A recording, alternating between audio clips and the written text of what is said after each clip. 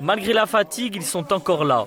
Ces agents pénitentiaires bloquent symboliquement la porte de la prison de Borgo, mais ils y sont délogés dans le calme par les gendarmes mobiles pour placer un détenu en cellule.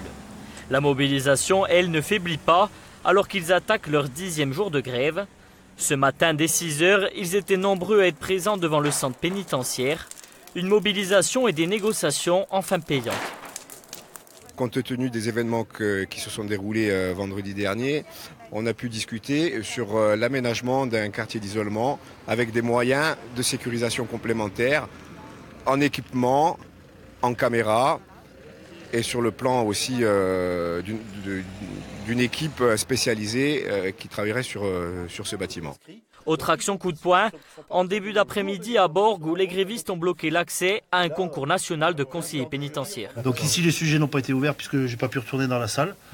Donc les candidats qui sont venus d'Ajaccio sont repartis. Face à ce blocage, la tension monte entre un agent pénitentiaire et le président du jury. On a 2 collègues qui ont subi un attentat terroriste par un détenu radicalisé. Arrêtez d'aller contre. 1 minute 30 sur le corps de notre collègue. 1 minute 30. Il s'est acharné.